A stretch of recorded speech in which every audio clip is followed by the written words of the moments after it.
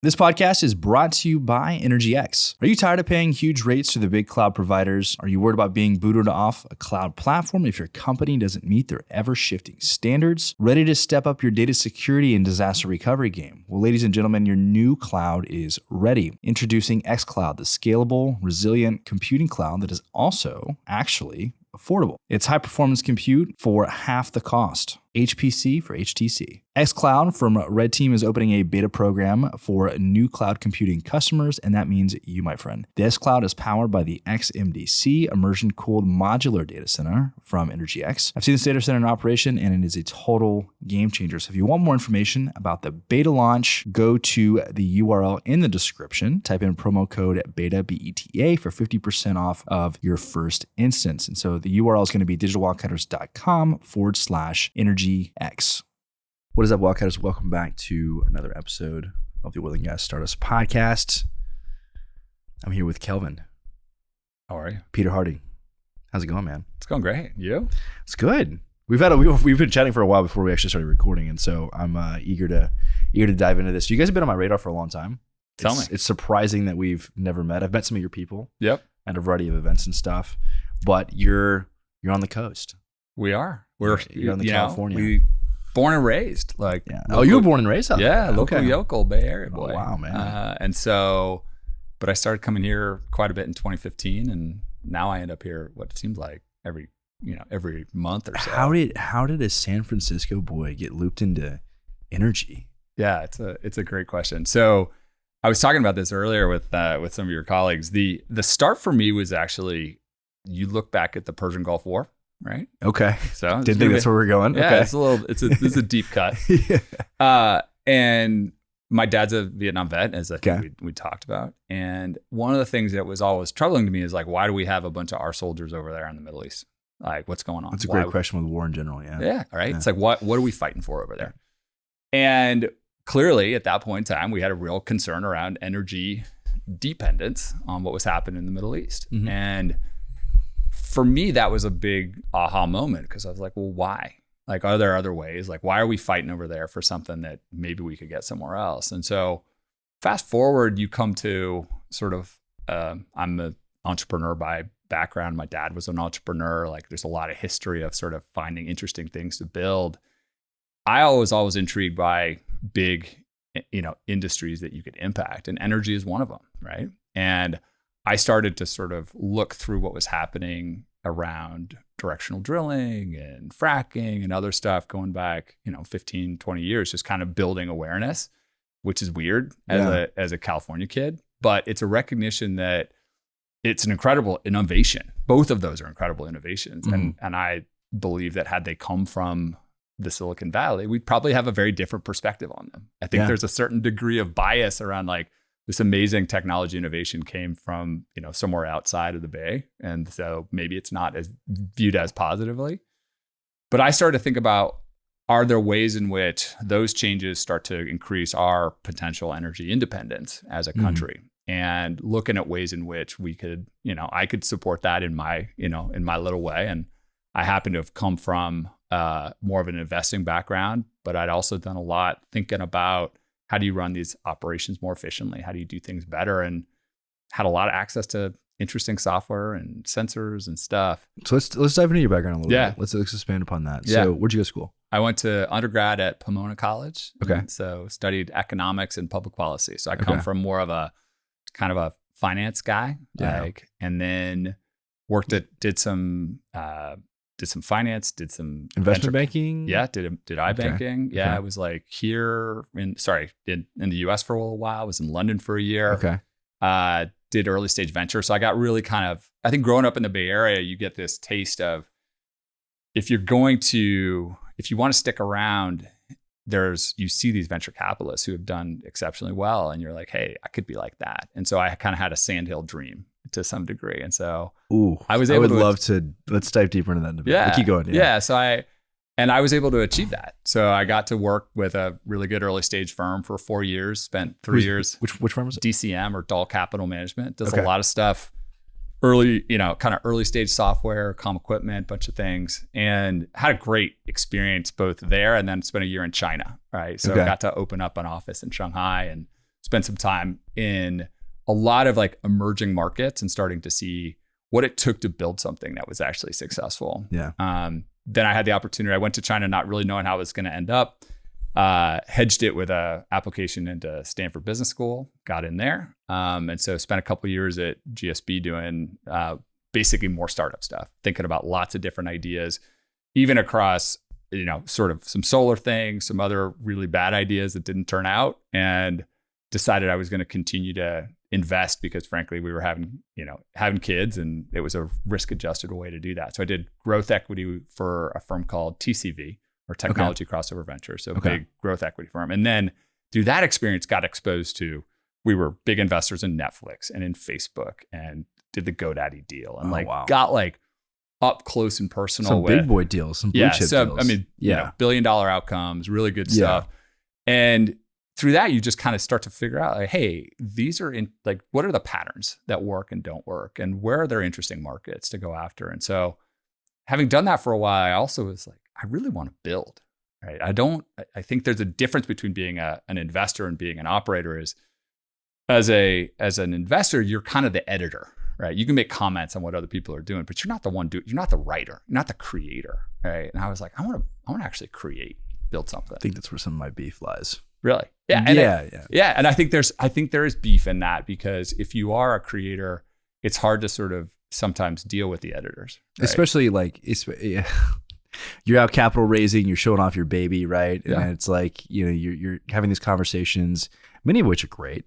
And then some of which are just like the questions that you get. It's like, or questions or comments. And then you something about this person's backstory, and it's like, you haven't built a fucking thing in your life. Yeah. Right. And it's like, you've never been in my shoes. Like, you don't know what it's like to have to do these kinds of things.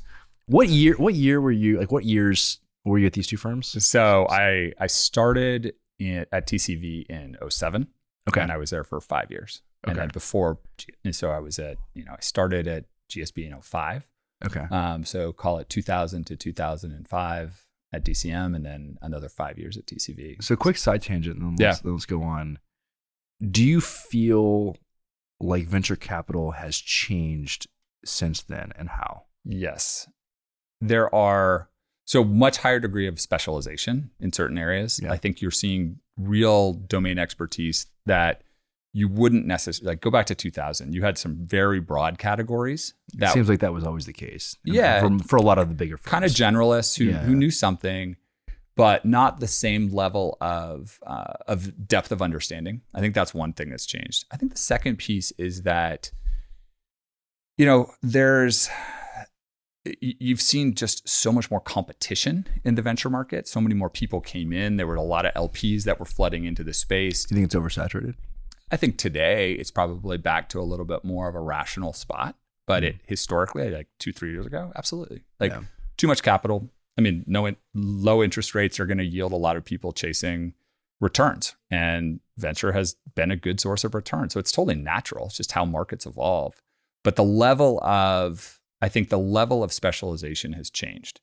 And we've seen the market, the way in which venture guys build their firms has changed. So we were looking, when I was at TCV, this when Andreessen Horowitz were getting started. Yeah. And they just had a different approach, right? They were like, we're going to create all of this all these interesting services around that. We're going to be very supportive. We're going to just back those those individuals as much as we possibly can. And there were a bunch of people who thought there's no way that'll work, right? And fade to the next scene. You have an incredibly successful firm that's gone out and fundamentally changed the market. So it's absolutely changed. It was more of a cottage industry in the 2000s, and now it's a mainstream, huge sector that again shapes markets, right? You know a lot about this, right? I feel like and maybe this is some of my own naivety, but it seems like venture capital, I have this vision of what it was in the beginning of wanting to truly, early days of Apple and Intel, wanting to truly help founders grow a business, and it wasn't just purely capitalist, money driven, looking for returns. And so I had always thought And I don't know, who knows where my life goes, but I'd always thought like, yeah, I'd be a founder, then I'd go and pursue like venture capital, right? Yep. It's particularly, 6-7 years ago, I thought that was going to be a great idea, and maybe it is, who knows? But it seems to me like now, more times than not, it's more about just it's a manufacturing process, right? Of just coming in and just startups and founders in, do whatever's necessary to spit returns out the other end. And it doesn't really seem like there's a whole lot of like care for the founders or the actual outcome of the company. And I could be totally wrong because I'm like not in that ecosystem. Yeah. This is just like me interfacing here and there with different groups and kind of just speculating about kind of the sector as kind of like a whole. But that's the way that it seems like it feels that way. Yeah. This sector has a lot of different investors, and there are absolutely individuals who are sharks and who are fierce and care only about returns. And there are others who are very, sort of friendly to startups and care about the founders more than they. And again, that's where you get the range, and that's why fit is so important, right? Who is this person that's sitting across the table from me? Are they going to support me in the way that I need to be supported? Those are the choices you get to make when you take capital. If you're fortunate enough to have options, right? Not everybody has that. It's always been fierce though. I don't want you to think though, I mean, I know like Don Lucas was a guy who was early at Oracle. He was the chairman of Oracle. Okay. He was the mentor for this guy, Dixon Dahl, who I worked for. And I got to know Don pretty well. And he was incredible mind, great at pattern matching, great at motivation, and fierce. Right. And he was constantly working with Larry Ellison to figure out how to manage Larry. Right. And that was a situation where he was a great investor, but he wasn't a kind, gentle, I'm just going to sit here and hug you kind of like individual. He cared about performance. And that's, I think, what you realize today is performance matters. If you are executing to plan, your venture guys are going to love you. And if you're not, they're going to call into question whether or not you should be in that spot. And if you're not the right person, they're going to try to find somebody else who can. There's a ferocity to that, but it's all about, that's the contract you sign when you take capital. Yeah. And it's capitalism, right? Yeah. And it feeds people who are desirous of competition, who want to be able to win, and who want to be able to get the outside rewards of taking a market. And that's what I've found today is like many of the firms are just really interested in, I want $1 billion outcome. You're like, yeah, that makes sense. That's if you've raised $1 billion plus fund, you need one or two of those to be able to hit at that level if you're going to return that fund. And that means that they're going to force you as an entrepreneur and me as an entrepreneur to push and push and push to get those big results. And if it fails, it fails, right? Yeah. And then it's on to the next one because they have a portfolio. Do you have any like contrarian advice coming from that space for founders who are looking to take venture capital? Take as little as you can, wait as long as you can until you know you have product market fit. Yeah. Okay. 100%. And that's the thing that and I understand that everybody's in different situations, but if you can scratch and claw and wait, you're going to be a lot better off. I was with a buddy who's a classmate of mine who was the founder of a company called Bonobos, which was a men's pants company that raised quite a lot of money, over $100 million. Oh, I know exactly. So this guy, Andy Dine, he's a good buddy. And we were talking about, if you were to go back, what would you have done differently? And one of the things he said was, hey, we probably could have run the same business with, 50 people versus 200 people. And that would have totally changed the cash flow dynamics of that business. Yeah. It would have changed the way that we raised and our outcome and otherwise. And I think that's something to be really aware of is wait as long as you can, raise as little as you can, and just be fierce about trying to protect those dollars as you are learning and as you are getting to product market fit. And then all of a sudden, once you're in the jet stream, great. Then you can read you can read Hoffman and get lots of capital and go. But until that point, you're much better off to iterate and stay small We lived through that. I mean, we this was a side project that you were talking about for years. Yeah. 2020 rolls around. We decide to negotiate an exit from something else. That was kind of our initial seed capital. Yeah. Decided to leave something that was certain, more certain. Yeah. And do this thing that we loved that was growing kind of behind the scenes. We had some investors lined up, all just friends and family. Yep. Right.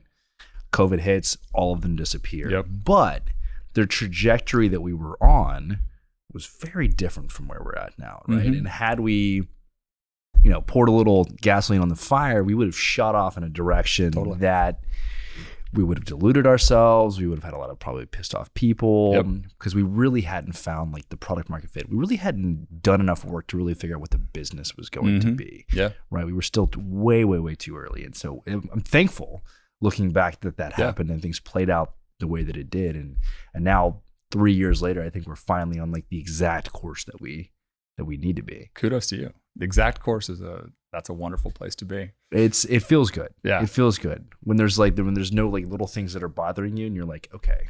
Well, that's the thing is like you're either in the jet stream or you're not. Yeah. Right. And when you're in the jet stream, you feel that pull and everything is kind of like, all right, I'm going and it's working. And until you have that experience, it's hard to explain to anybody else. You feel like a salmon. You feel like you're swimming upstream, like everything's going wrong. People aren't getting it. You're like, what's wrong with me? Right. What's wrong just with us? outside? Like, you're just outside it, and then it hits, and you're like, oh, this feels good, right? And that's the thing that most startups don't get at. Full stop. Right? Yeah. They never get product market fit. They'll try, but they just don't get there. So you have to stick around long enough and have the resilience to be able to keep going until you find it. And it's iterative. And that's hard because everyone wants you to come in and say, like, I had this brilliant idea and I picked it right from the beginning and executed perfectly. And here we are. And we all know that that's a bald-faced lie. Nobody talks about it though. I know, but this is where these are good conversations because the fact is there's all this revisionist history after you've been successful about how you called it and how you were smarter and how you did all these wonderful things. But that's virtually never the case. It's almost always like you just kept grinding. So effort matters, insight matters, and there's a lot of serendipity, right? There's things that break your way. Like COVID was probably net positive for you. Oh, 100%. Particularly for a lot of reasons, for the reasons that I mentioned, but also, we've used content to build this community and people were watching their homes and nothing else to do but to consume content. There you go. And so that went from we're kind of on the map to like pretty much being on the map during COVID and then have been able to ride that wave kind of ever since. And that's serendipity, right? Who's going to put into their business There is plan? an element of luck. Yeah. There's definitely an element of luck. And that's what I talk about a lot, which is you have to understand that. And you have to be comfortable with randomness. Yeah. Because I talk to some founders and they're like, well, I have this plan, right? And it's all very linear. And if I work really hard, it's going to work out. And you're like, yeah, maybe. But you have to get comfortable with the fact that there's so much randomness in what goes on that you can't control for. So you have to have the fortitude to work your way through that and to be comfortable with the fact that like you worked really hard, you did all the right things, and it still doesn't go your way. Okay, pick yourself up, keep rolling, because it's the folks who stop doing that who fail. Right. Yeah. If you keep going, you got a shot. The only thing stopping guarantees is that you'll never reach there. That's right. And it's not easy. And I've totally changed. I've done a 180 from where I used to be whenever I would run across people who were like, yeah, I want to go do my own thing. I want to be an entrepreneur. And I used to think that I would like want to convince everybody that, yeah, this is a great thing to do. Yeah. Right.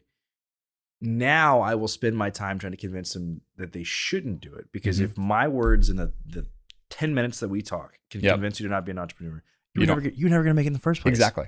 You've given them a huge gift. Yes. It's like, go and do something else. And it's like, I don't do this necessarily because I enjoy it, but like I do this because I don't have any other option. Like I'm unemployable. I am wired this way. I can't go and work for somebody. Right. Entrepreneurship is like, it's like oxygen. Yeah. And I have to be creating and building something that energizes me. And if I don't, I just wither away. Yeah, I totally understand. And that's the thing, that identifying that about yourself and being self-aware enough to be able to recognize it and act on it. Like that's excellent. That's not where everybody is. A lot of people are hedging. They're like, I want to do this, but I don't really know. It's like, great, don't. Until you know, don't go. Yeah. Right. And then when you know, then you've got a real shot to be able to actually achieve whatever that entrepreneurial dream is that you have in mind. Which is weird to me. And I hate when people are like, oh, I've always known since I was like really little, but that's exactly what I'm going to say. Like, I knew at a very young age that I never wanted to work for anybody. And I don't know why. Yeah. So it's funny. I held a lot of jobs, but even the whole way I'm like, nah, fuck this. It's funny. So my dad was an entrepreneur, and I had a slightly different reaction because I think being the child of an entrepreneur, you get a lot of volatility. Oh yeah. Okay. My kids see it. So one of the things that I realized was they were very open. My mom and dad have worked together. It's not to say my dad was the only entrepreneur. They were an entrepreneurial couple. So, and because of that, you have all the volatility. There's no hedge. Okay. Yeah. So good year, bad year, you're feeling it.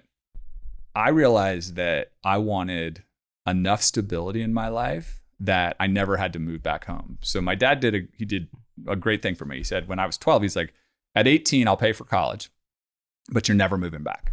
Okay. So you're done. You're cut off. But it gave me enough confidence that I said, okay, I've got time to figure out what I'm going to study, what I'm going to do.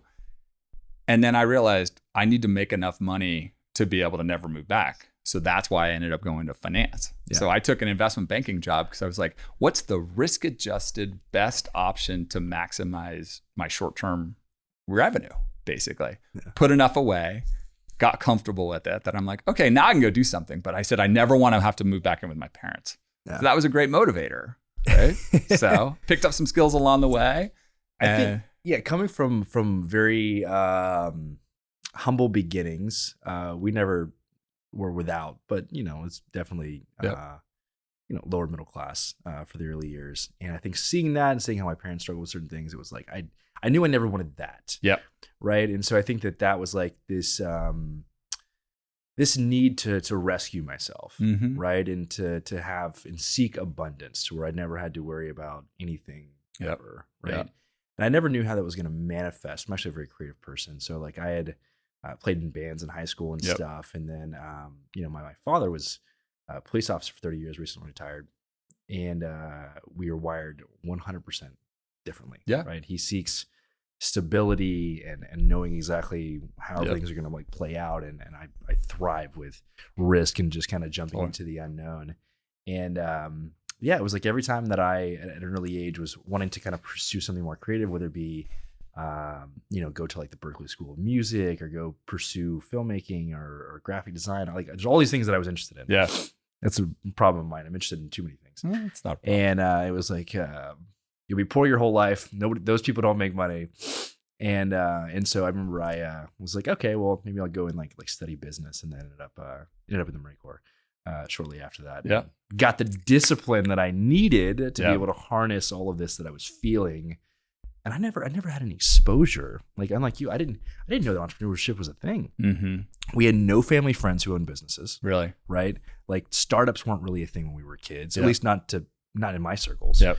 The only person I knew that even owned a business was like the local car wash, and like they were like killing it. But like you would hear about all these like small business owners that were like struggling and stuff. And but I'd always like tinkered with things, and I thought like inventing stuff was like super cool. Really cool. And so it's weird how it all kind of played out, and it's weird how the creative side of me has been able to play into like this business and actually like building all of this. But it's I don't even know how we got on this tangent, but I think this like self-awareness, knowing at a young age. Self-awareness, if you have that, and then you can channel it. Like, I think the discipline piece is a super important one as well for entrepreneurs. Is like you still have to have the ability to focus on something, because if you're constantly chasing the next shiny thing or otherwise, and you don't have the ability to say, I'm going to get this done and focus, then you're going to fail too. Right. I think for me, it was, while, we came from humble beginnings, I'd never faced any adversity in my childhood. And I hate even saying that because a lot of people are like, I had terrible childhoods and I went through trauma and all this kind of stuff. I didn't. I had a great childhood. Yep. Loving family, even though they were divorced. Everything was good. I never faced, it's to my detriment though, because I never faced any sort of adversity ever. And so going into the Marine Corps was me manufacturing adversity and putting myself into a situation where I have no control. Yeah. And so it forced me to either man up or drop out. Right? And the last thing I wanted to do was go back and face my family and everybody, all my friends, and say that I wasn't like good enough to like cut it there. And so that molded me into a person that I am today. Really set me on the path, and it showed me what the definition of true hard work, particularly physically and mentally challenging work was. So it raised the bar for me, and then also showed me what I was made of. Totally. Right. And so I was like, okay. And then also it showed me what it's like to kind of work in the worst corporation ever, which is, the military. It was like, we'll never want to do this again. Right. So how can I take this and harness it into something? Yeah. And immediately, hit the ground running as soon as I got out. Yeah. I mean, within 12 months of getting out, started my first company in oil and gas. Yeah. And that's the thing, is like, I think that experience of pushing yourself to a limit and then getting through that limit, it builds like, this. It's confidence. It's confidence, and it's also awareness about what's possible. And listen, I think a lot of people put false limitations on themselves. 100%. Right. And so and you've had, I'm sure, coaches in the past who've like pushed you to an uncomfortable spot, and then you get through it and you're like, okay, I can go. I can still go. Right. Yeah. I had similar experiences both on the athletic field, but also in work. Like I remember my investment banking job like almost crushed me. Right. It was 100 hours a week, and it was terrible, and it was all of those things. But I picked up some real skills, but I also picked up the fortitude to be like, I can do hard things. Yeah. Right. And I can go through, and I can survive longer than other people in these difficult environments. And I think realizing that most people won't put in the work. It's easy to put in the work for a week, a month, maybe even a year, but to have just the intestinal fortitude to like, even in the darkest of times, to stay on track towards your North Star. I think of a year, I don't know why I'm talking about my life so much, I'm supposed to be talking about you, but I think about year 2017. I had worked at my first startup, poured everything I possibly had into it for 2.5 years, had commercialized something, was successfully selling to E&Ps. They were using it. I was hands-on with the customers. And myself, my partner, had a falling out. Some things were said that I couldn't forgive. And it was like, that can't be taken back, and I can't move forward. And so I said, see ya. I'm just going to walk away. And so I entered what I still perceive to be probably my lowest point for a year. But during that time, at rock bottom, I still had my eyes on the prize and what I wanted to do. And so I was working on the next startup. I had no money, I had no investors, but I had a vision. I had a little bit of a network at that point. Right? And so just staying consistent every single day, working towards that. I mean, I was working 2 jobs at the time just to keep food on the table. I was working 1 job, and then I started a pressure washing company. Nice. And so it was it was personal training, because I'd known a lot about that. And so I was doing that, and I was pressure washing on the side in between like sessions, cobbling together enough money to be able to pay the bills, but also be able to invest into building this next platform that I was working on. And then we got to the point, 12 months down the road, where we got the first investors. And then I was like, here we go. Round 2. I had to eat shit for a year. That's right. But most people take those things and they're like, well, I'm a failure, or it's like, I can't do it, or how am I ever going to, like, I've got to focus on my family and stability and all that kind of stuff, which I had, at the time. But just, being just so laser focused on. Well, it's also getting through the darkness.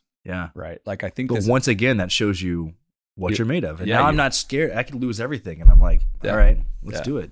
And I think that piece, though, around like, okay, you've been through it. You understand how hard it is. And the darkness for me is like, also just from a mental health perspective, which as an executive and a CEO at a startup, like, you have so many ups and downs. It's not talked about enough. And you have to be able to talk about it. You have to be like, like, there are times when I was depressed, right? And like, there are absolutely times where I know my other colleagues have gone through serious mental health challenges. And it's part of it. And you can't mask it. You can't tell you it just goes away. It doesn't. It takes work, right? And you have to treat the mental health side like you do your physical health. If you've done personal training, you know that if you tear your ACL, like, it's a surgery, and then it's going to be a lot of rehab, right? I tore my ACL 2 years ago, so I've been through it. If you go through a traumatic event in business, right, as the CEO has a fallout with your founder, that's a traumatic event, right? So you got to treat it that way. Be like, okay, well, how do I resolve that challenge?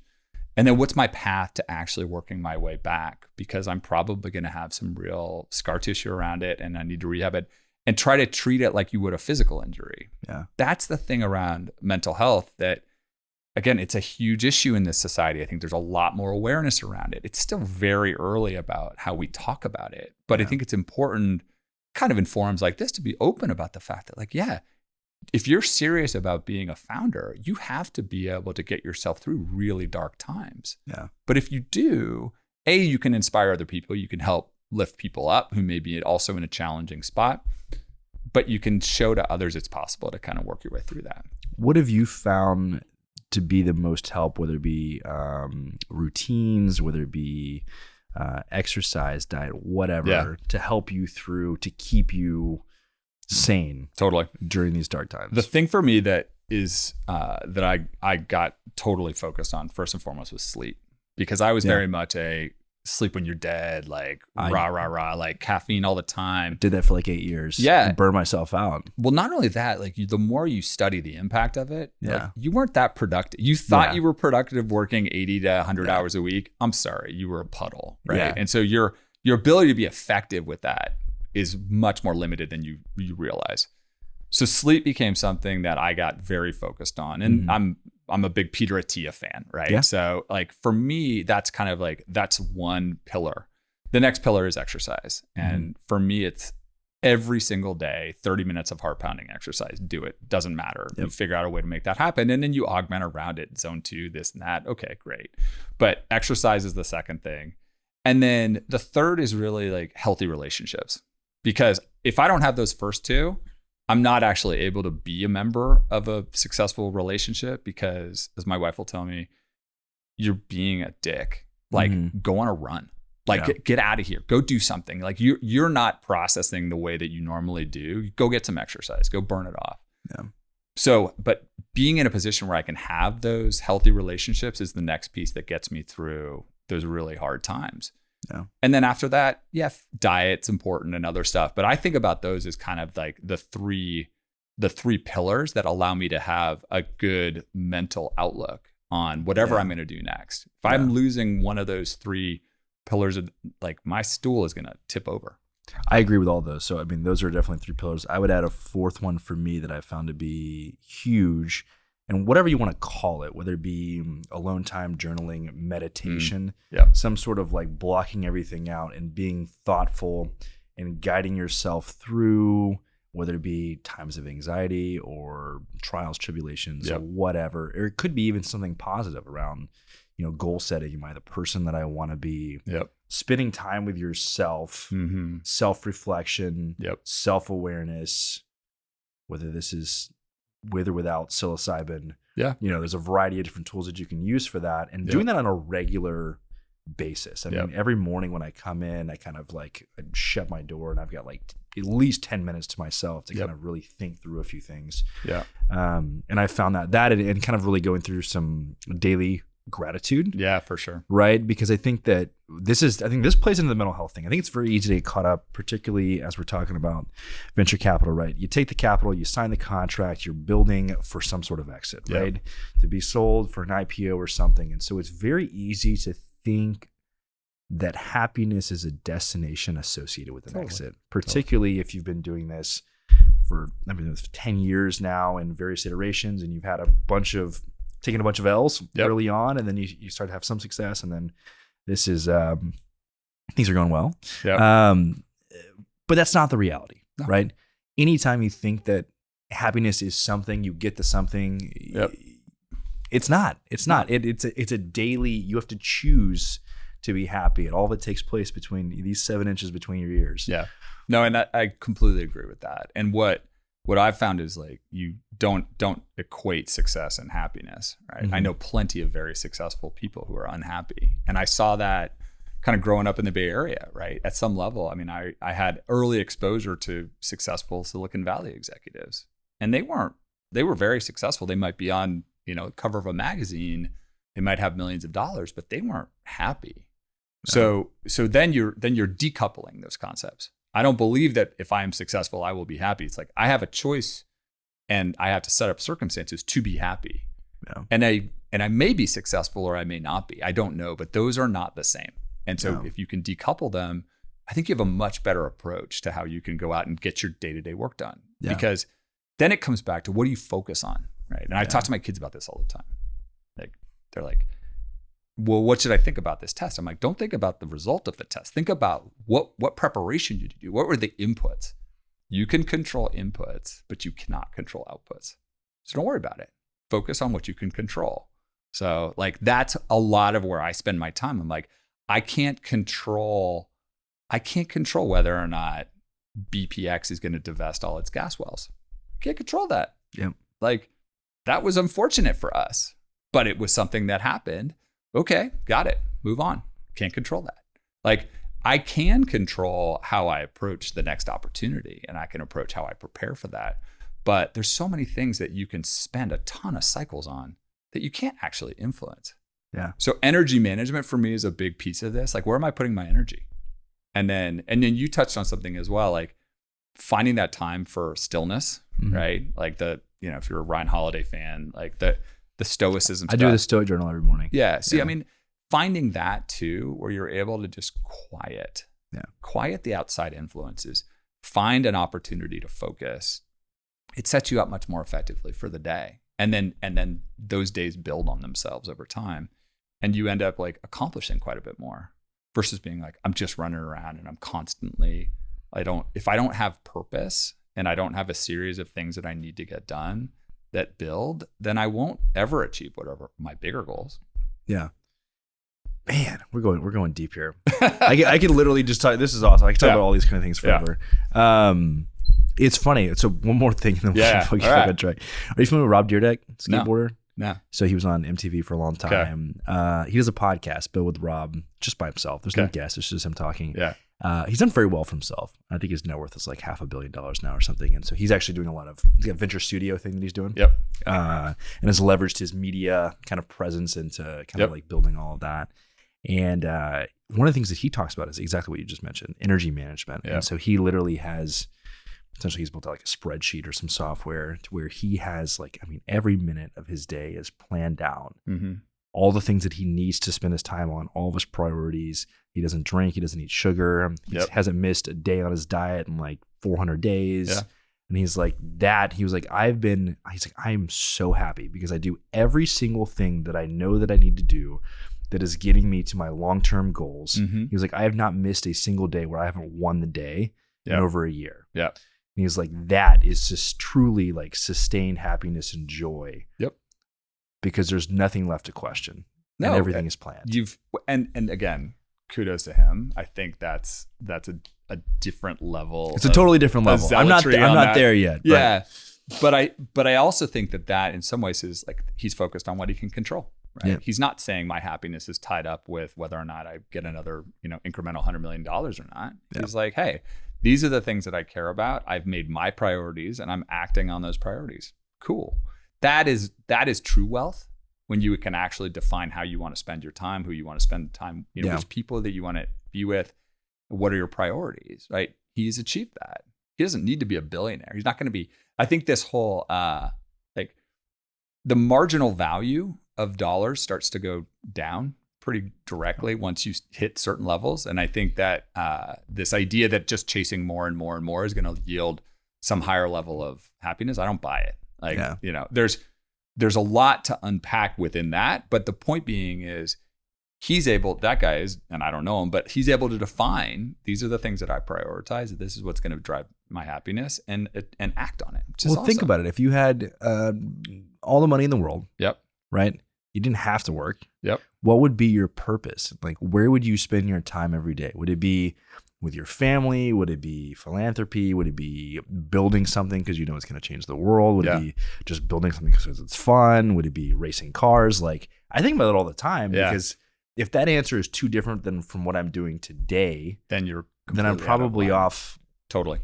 Yeah. And I think that's, so on a personal level, for me, family is first, right? And I'm incredibly fortunate to have a loving and supportive wife who's amazing and 3 kids. But I also have an extended family of both sets of grandparents for the kids are still around. I have good relationships with them. and then sort of the family I've chosen, who are the people in my life. And I feel there's plenty of people who have more financial gains than I do. I also feel incredibly wealthy in the relationships that I have. Yeah. Like when I got into business school, one of the things that the Derek Bolton writes is kind of like one line about like, what about you got you in? And what he wrote for me was your ability to build and maintain relationships is what's going to help you thrive at Stanford. Yeah. And for me, I thought that was an incredibly astute, I'm like, wow, he got me. Because for me, that's where so much joy comes from. So I love working with other people to solve hard problems and build things. I don't want to do it all by myself. I don't care about the credit. I don't care about that. Like that's not actually as interesting to me.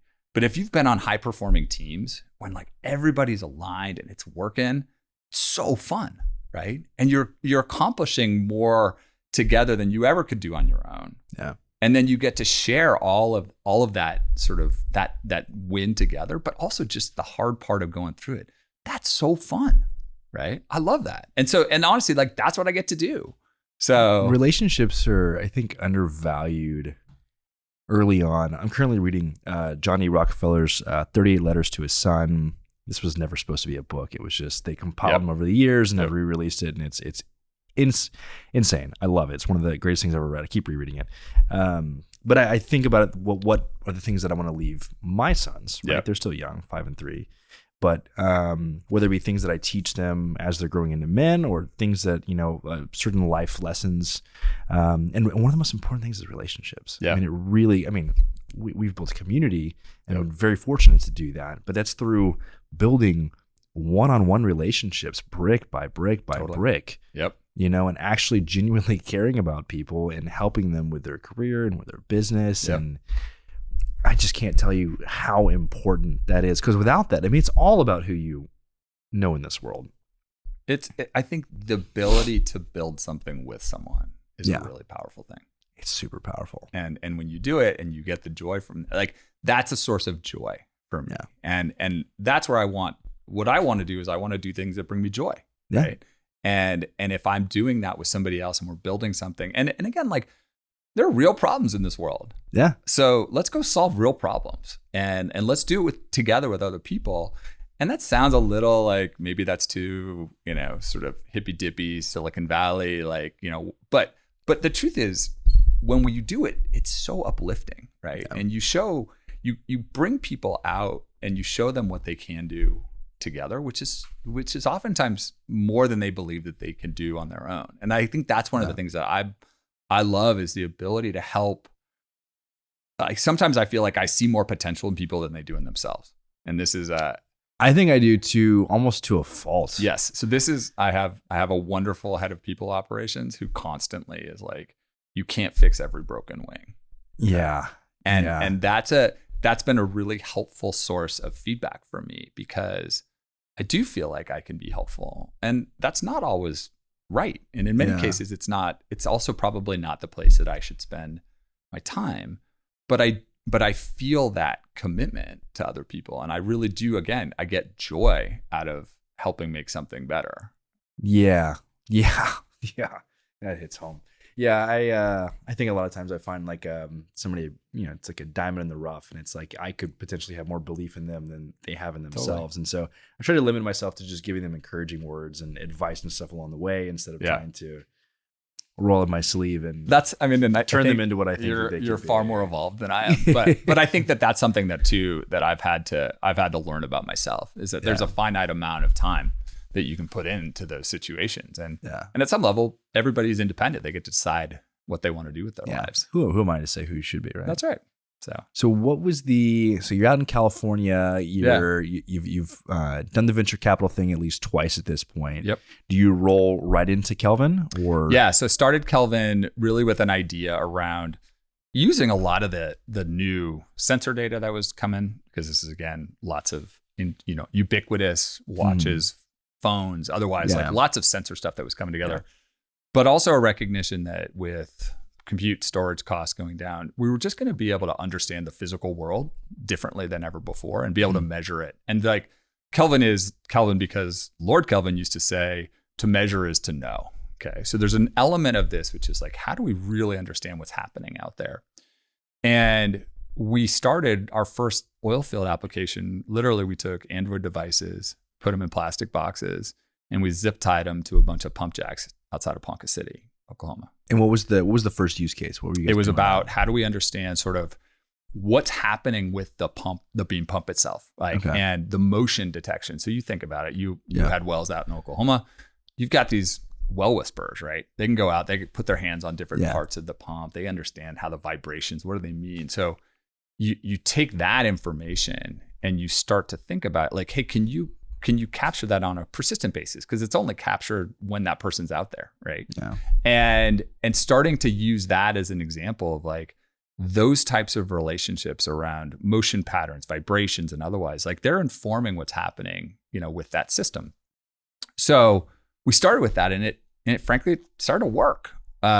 More so than we probably realized it would. So for the purposes of like production optimization, I'm saying? Yeah. So that's kind of where it began. Playing around with stroke, choke, all that kind of stuff. All that good stuff. And the more that we evolved into that, we started to realize like that problem around understanding of that physical system, we could do a better and better job of that as our software got better and better. Because for us, it was all about pattern matching to derive an insight, right? And based on that insight, you take an action. So it's pretty simple to say, but the truth is a lot of times folks they're not watching that system enough, or they don't have enough awareness to be able to really understand what's happening all the time. And we started to be able to do that. So began with some small operators there. We got a lucky break, frankly, with some folks at BP, and began to show what was possible, not just around kind of one lift type, but as we started to evolve across a broader set of production systems. So into plunger lift, and we just kind of kept rolling. But we also realized was that there were limitations just around if we're going to continue to do this with hardware and services and software, which is really kind of what we were doing from the get-go. And what I started to see was there was more and more information that was coming out of these systems that was just data. So if you could gather the data appropriately, you could start to understand how to control the system better than it was before.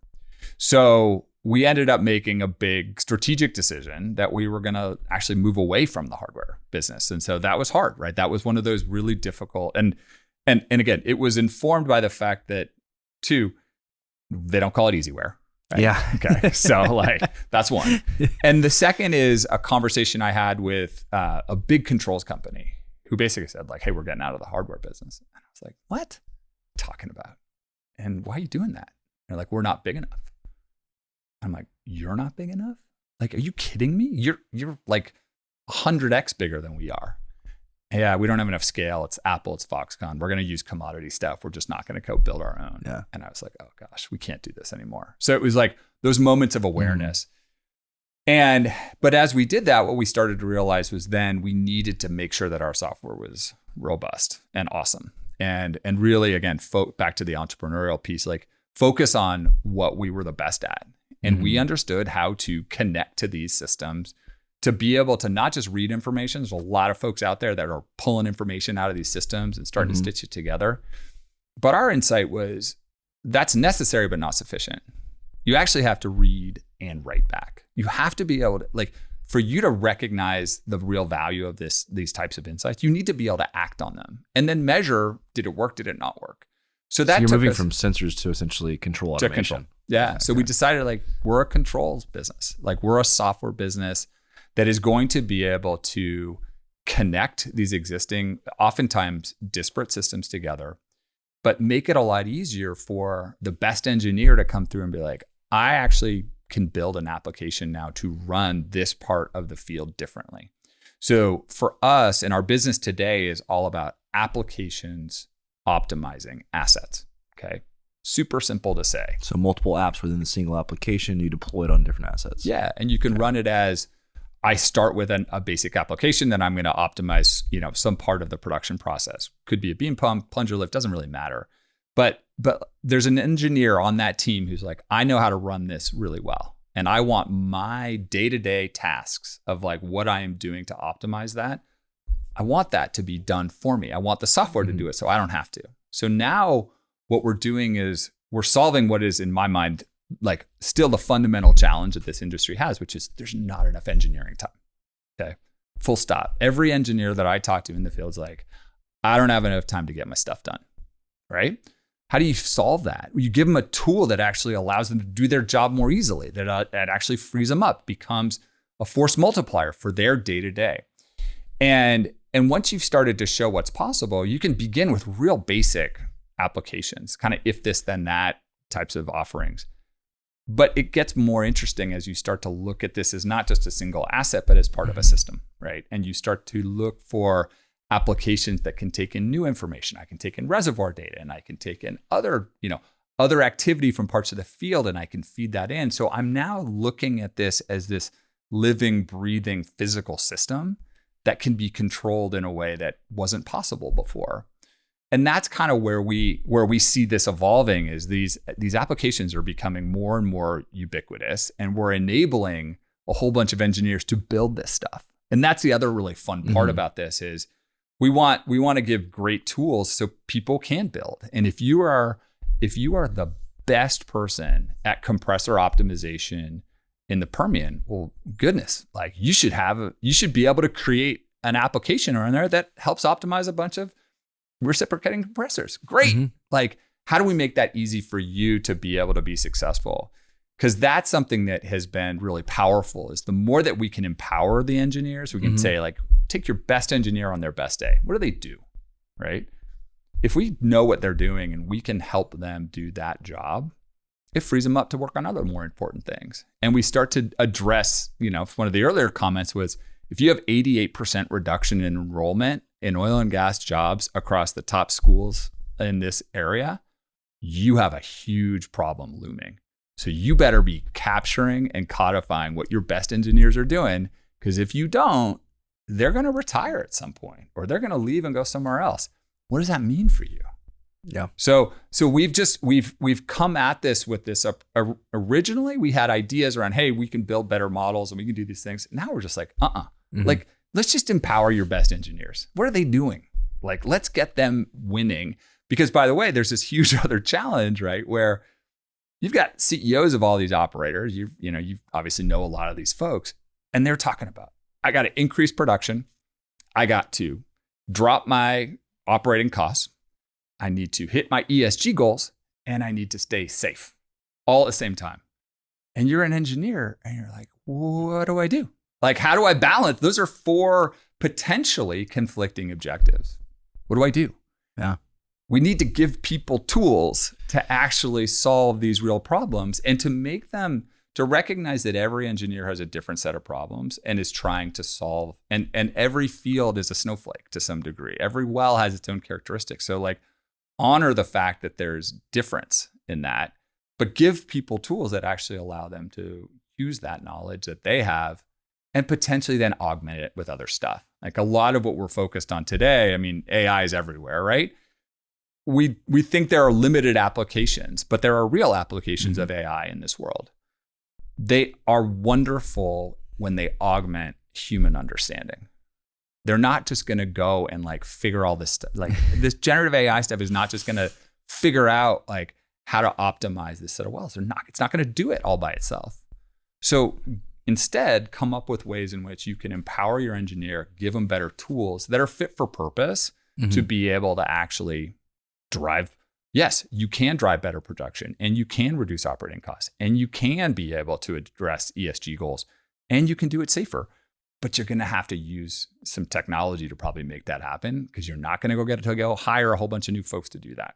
So are you guys still focused on, is it mostly production optimization and engineers, or what are all the various use cases? Yeah, so what we're finding right now is sort of the CEOs are interested in this in a big way because it allows them to achieve these big goals that they have.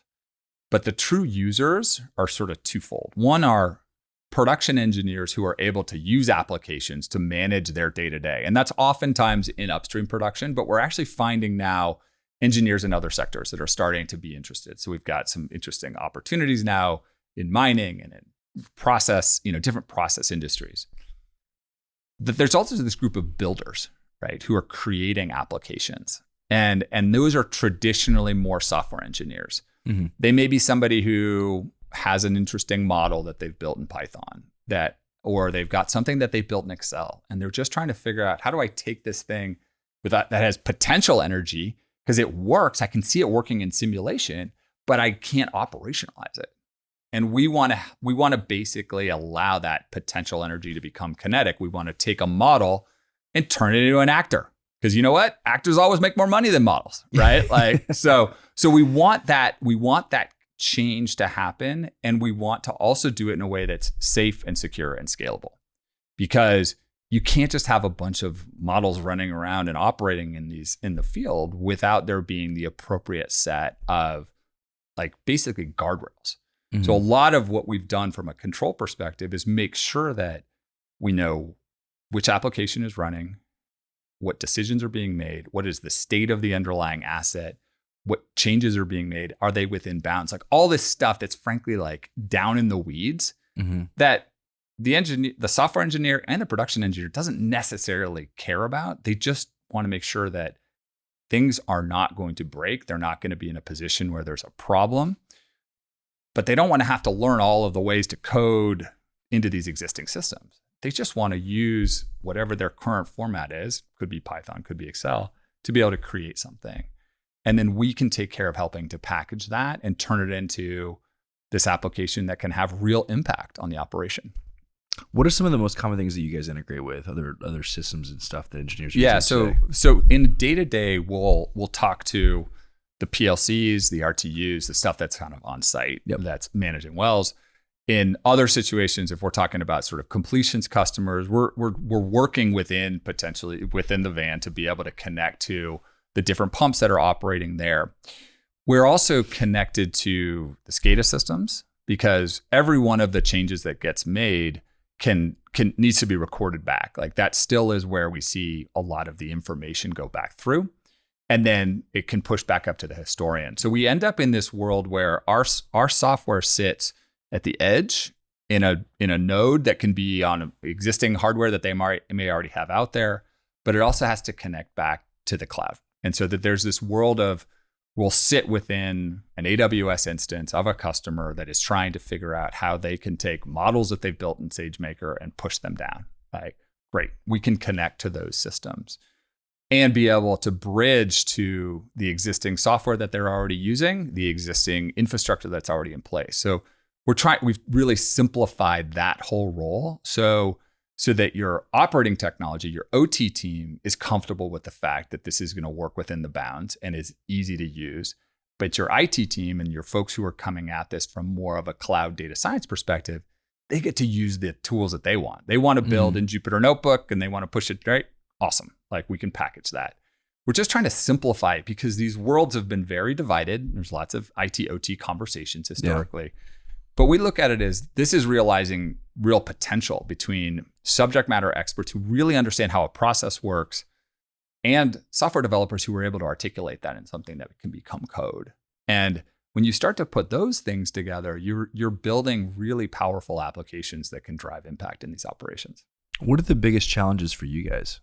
For us, it's a lot of getting customers comfortable with the fact that it's possible. Mm-hmm. We see today that folks are very interested in starting to gather data and push it to the cloud, right? And there's a lot of orientation around that.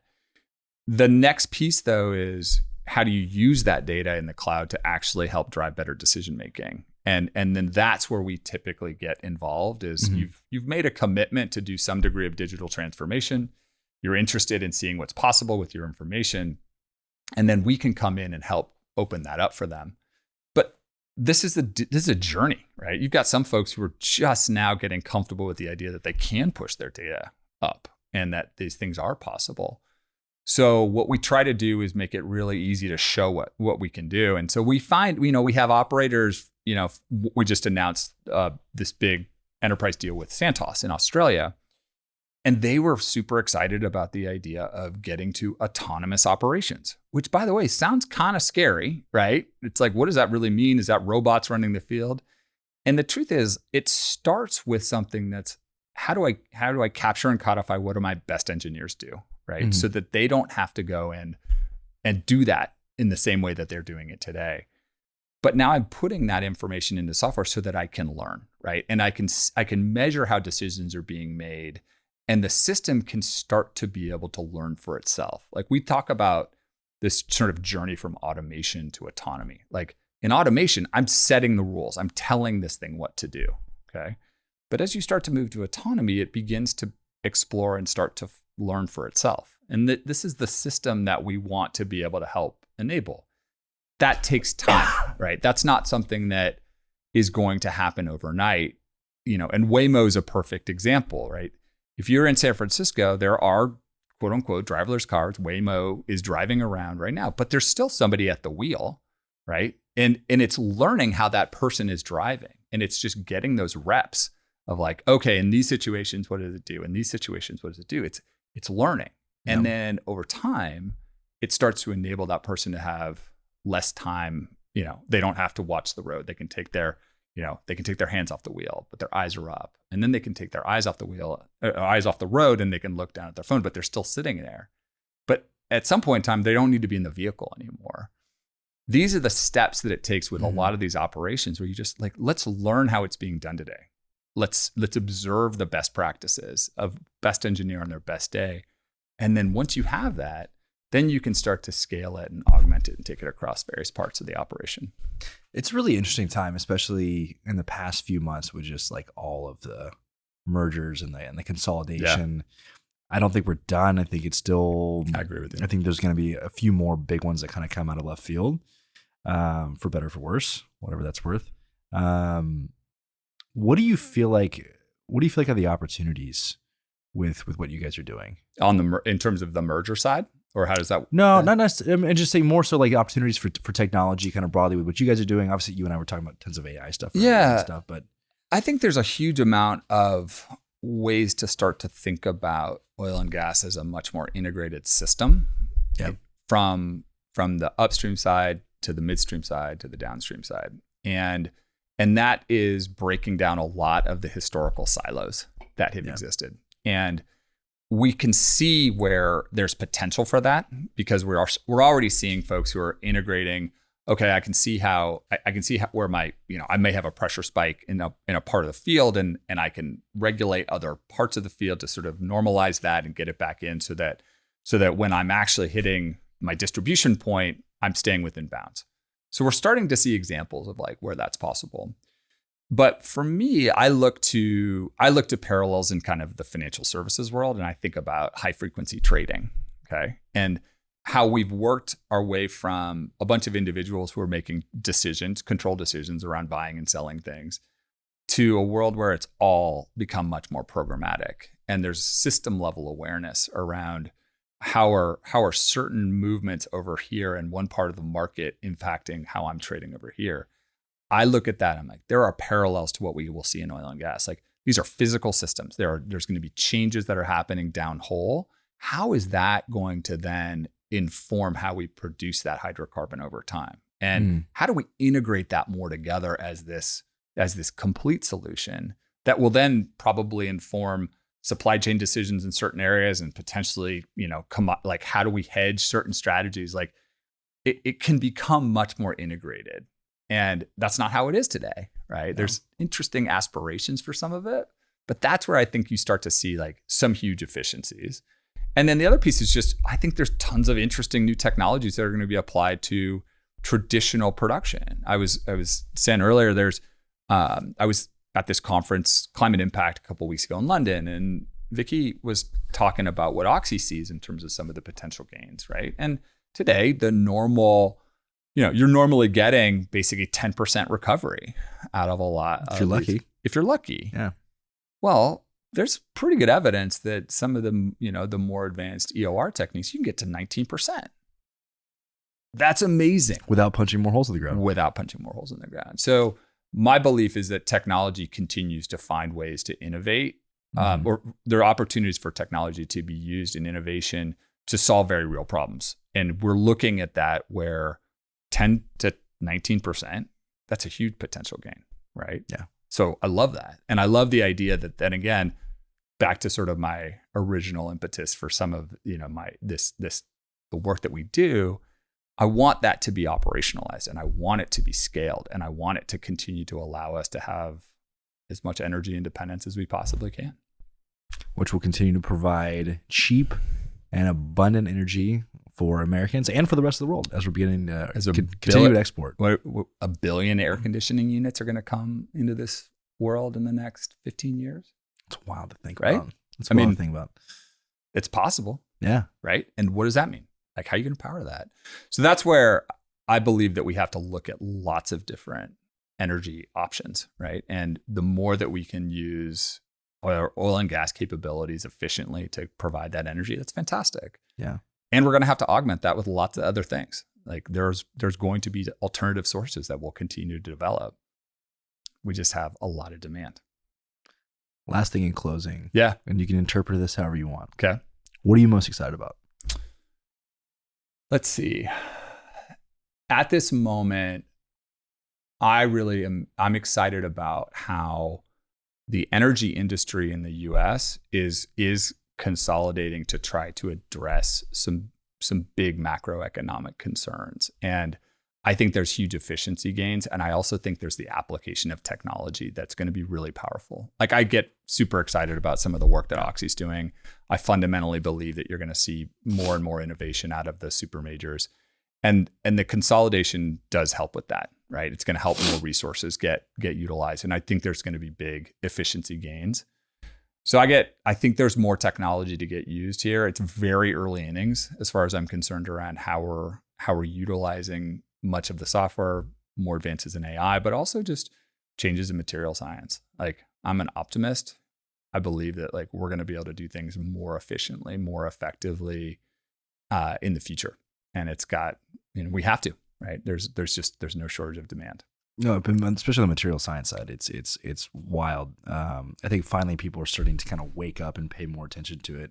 Even 2 years ago, it was less than 1% of venture capital was going into material science, but yet you had this demand for could be EVs, which I think we're starting to see kind of cool off with some of the announcements that have happened recently with GM and other automakers. But the geopolitical implications of cobalt, graphite, all that stuff being in China, so I think you're going to see, I say all that to say, a lot more innovation and probably a resurgence of American manufacturing as we're slowly bringing down the cost of manufacturing here stateside. Yeah. I actually talked to a group, we're really plugged into the Bitcoin mining scene.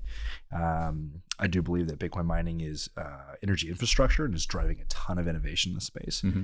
And one of the main issues, once again, is that all of the ASICs, right, which used to be GPUs, so the miners are made in China, except one group now. Some of the former Palo Alto Networks guys have leveraged their network and are now manufacturing ASICs in the US. They design their own chips and ASICs, and it was wildly expensive to do so, and that's why nobody was getting into it. But now, guess what? All these American miners don't have to rely on supply chain issues, shadiness of deals, money flows, geopolitical risk, all of that, right? And that's exciting for us too. We've seen a lot of these sort of new manufacturing opportunities in the US, and that could be energy related, but it can also just be I have a process that I want to do more efficiently, and we sell control software. Like we care about being able to control that as efficiently and cost effectively as possible. So we look at that and we're like, hey, those are opportunities, right? Those are folks that we can talk to be able to actually say, you don't need to buy from the old school existing infrastructure side who are going to sell you this really expensive box with some services and some crappy software. Like let's use commodity hardware with some really good software and see what kind of things we can do together. We like that as well as another kind of interesting new opportunity for growth. Man, this has been great. This is the longest podcast we've done in a long time. Really? Yeah. All right. No, this is like really exciting. I could easily talk for another 3 hours. I know most of you are probably getting to your destination on your commutes. We're going to go ahead and wrap it there. Peter, thanks for coming. Hey, it's a pleasure. I really enjoyed it. This was great. Guys, take 2 seconds, share this with all your colleagues, and we'll catch you guys on the next episode.